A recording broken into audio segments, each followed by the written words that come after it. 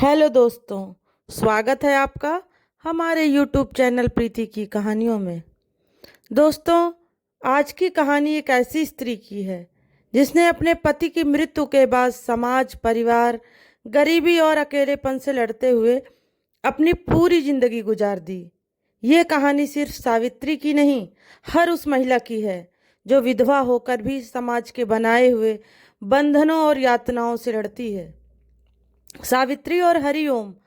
सावित्री एक छोटे से गांव बहरौली की सीधी सादी, संस्कारी और सच्ची महिला थी। उसकी शादी हरिओम से हुई थी, जो गांव के ही स्कूल में मास्टर था।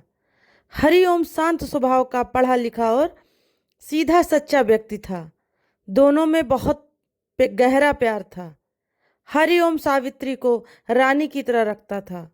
दोनों का जीवन सादा पर सुखद था। दो बच्चे थे, एक बेटा अमित 5 साल और बेटी काजल 2 साल। सावित्री की दुनिया हरिओम और बच्चों के इर्द गिर्द ही घूमती थी। एक सुबह हरिओम स्कूल के लिए निकला, लेकिन दोपहर को खबर आई कि जिस बस से वह जा रहा था वो पलट गई। गांव के लोग दौड़ते हुए अस्पताल पहुंचे, पर हरिओम की सांसें थम चुकी थीं। जब सावित्री को यह खबर दी गई तो उसका कलेजा चीर गया। उसने हरिओम के शव को देखकर जोर से चीख मारी और उसी समय उसकी मांग का सिंदूर हमेशा के लिए मिट गया। शुरुआती कुछ दिन सबने सहानुभूति दिखाई, पर जल्द ही ससुराल वालों का रवैया बदल गया। देवरानी ने ताना मारा, जिस औरत के पति की जान चली जाए वो घर की लक्ष्मी नहीं, अलक्ष्मी होती है। सास ने धीरे धीरे बात करना बंद कर दिया। देवर ने साफ कह दिया कि वह उन लोगों का बोझ नहीं उठा सकता। सावित्री को घर के कोने में एक अंधेरी कोठरी दे दी गई।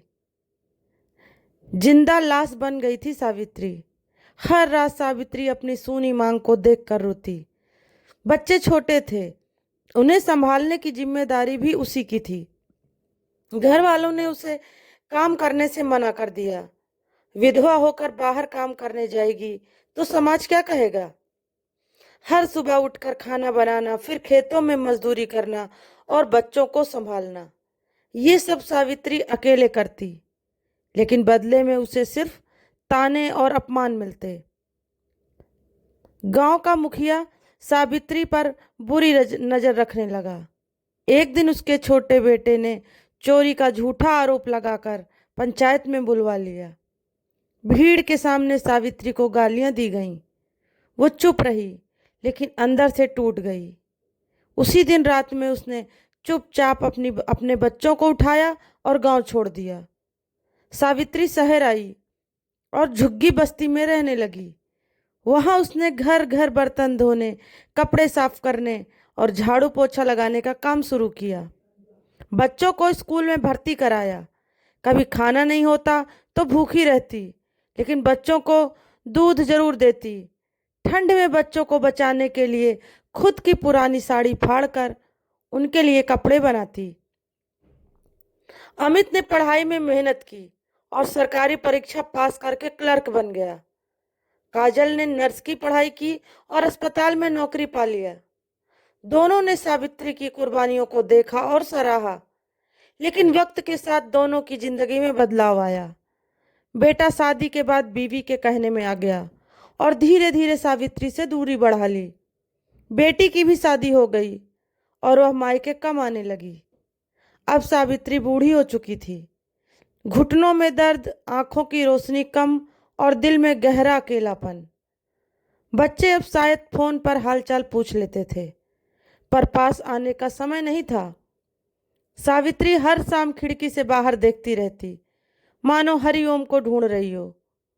काश तू होता हरिओम, तो मैं ऐसे अकेले ना होती। अकेलापन अब शरीर पर भी असर करने लगा था। घर के काम मुश्किल हो गए थे। डॉक्टर ने कहा, माँ जी आपको आराम चाहिए, लेकिन आराम कौन करवाता। जो कभी दुनिया की सबसे मजबूत माँ थी, आज खुद अपने हाथों से रोटी सेंकने में कांपती थी। पड़ोसन सुमित्रा कभी कभी खाना दे जाती, लेकिन खुद की जरूरतें भी सीमित थीं। सावित्री अब दीवारों से बातें करती थी। हरिओम की तस्वीर से बोलती थी। कभी आंसू बहाती, कभी हंसने का अभिनय करती, जैसे जीवन की कठपुतली हो जो बिना डोर के हिल रही हो। एक दिन लगातार कई दिनों तक उसका दरवाजा नहीं खुला। पड़ोसी अंदर गए तो देखा चारपाई पर शांत लेटी हुई थी सावित्री। आंखें खुली थीं पर सांसें बंद।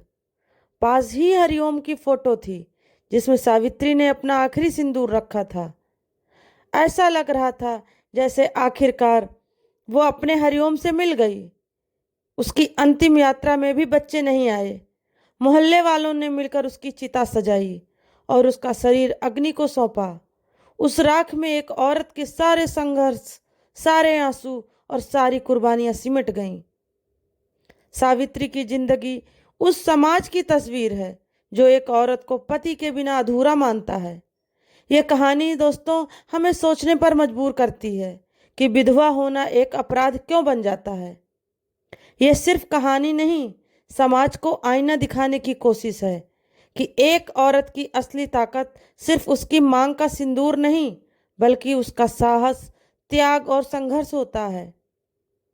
तो दोस्तों, आपको ये कहानी कैसी लगी? प्लीज़ कमेंट करके ज़रूर बताइएगा। और अगर अच्छी लगी हो तो लाइक और शेयर करना ना भूलिएगा। चैनल पर नए हो तो चैनल को सब्सक्राइब करिएगा। फिर मिलते हैं दोस्तों आपसे एक नई कहानी के साथ। तब तक के लिए दोस्तों, नमस्कार।